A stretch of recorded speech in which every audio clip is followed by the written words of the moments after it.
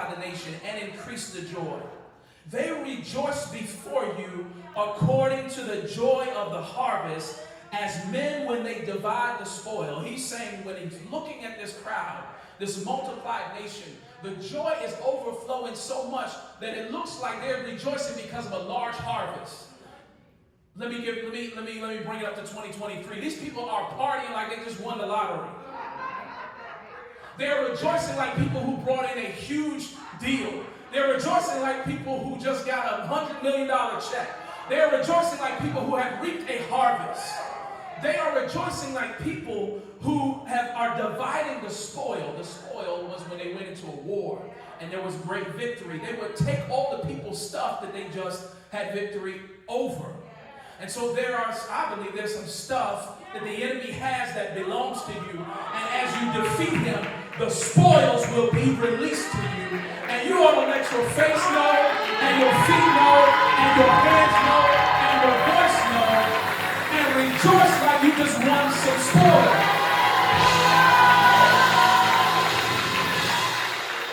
Yeah. It's so funny because he is describing this scene of people that are so full of joy that it looks like they're rejoicing because of a great harvest, or that they're rejoicing because of the spoil. But the reality is, it is not the stuff that is making them happy. Oh, I wish I had. They went to the financial series and they got their multiple streams of income right. They went to the financial series and learned that they didn't have to live in lack. And they started to get in a place of receiving. I'm just making this part up. They started to get in a place of receiving and they got joyful, but that was not the source or the reason for their joy. Because the stuff is not the reason that we shout. The stuff is not the reason that we're happy. It is the freedom that he purchased. Here's why they shouted. Here's why it looked like it was like, the only way you can relate to it is they must have won a whole bunch of money. They must have had a huge harvest. But this is why, verse 4. For you have broken the yoke of his burden and the staff of his shoulder, the rod of his oppressor as in the day of Midian. What it says is, I once was bound and now I'm free. That's why I'm rejoicing. I once was locked in chains, but now I'm not locked in chains anymore. I once was a slave to sin, but now I'm free. I once was a slave to fear, but now I'm free. I once was a slave to the opinions of other people, and it shifted the course of my life because all I had was darkness and nowhere to see. So I was just waiting for somebody to approve or disapprove me. But now he has broken, look at this, verse 4. You have broken the yoke. Oh, it is not just enough. Oh, God is so good.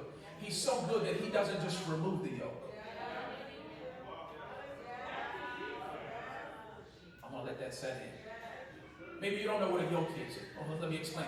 A yoke was an agricultural tool that they would use to make oxen, the ones that were plowing the field, walk where they wanted to walk. So the farmer would turn the yoke this way and the ox will move this way. Turn the yoke that way and move that way. Turn the yoke this way and move this way. That's how the devil uses temptation.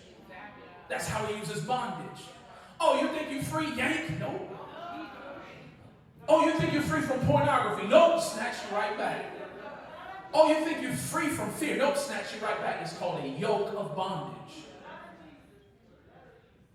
The yoke was a tool of control. If the yoke is removed, I said if the yoke is removed, then there is freedom. If the yoke is removed, then there is freedom. What I like about this verse is it don't say the yoke is removed.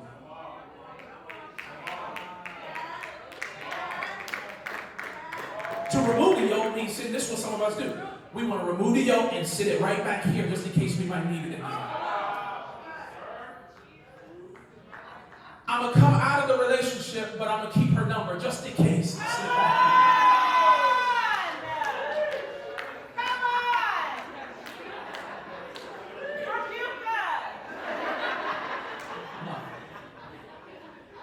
I'm going to unfollow people, but I'm going to write their name down just in case I need to go back and follow the profile again.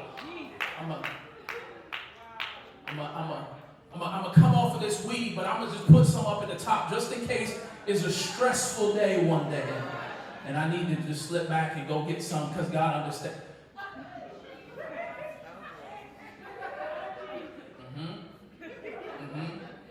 I'm going to put down this food that I know is bad for me. Oh, now, hold up. See? Now people go in the bathroom. Look. I'm going to put it away. But I'm just going to put it right here. I'm just going to put it right. Just in case. Just in case. What I appreciate about this verse is that it doesn't say that he just removes the yoke. It says that he breaks the yoke. Oh, the yoke is broken. I said the yoke over your life is broken. I decree and declare that the bondage is not just removed, it's broken. That means that it doesn't fit anymore. That means that even when you try to pick it back up and put it on, it's like, oh, it just fell right back off. Try to put this back on. Oh, nice. I got it. Try to put this old relationship back on. Oh, and we run back to broken yokes. And the reason it feels awkward and the reason it don't feel right when you go back to it is because it doesn't fit anymore. Because if you let the anointing get in it just right, he will not just remove it, he'll break it, he'll break it, he'll break it, he'll break it. Has God ever broken anything off your life? Why don't you give him glory right there for the breaking?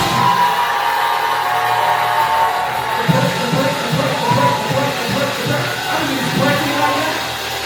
There might be so much that you set for a future break. The break.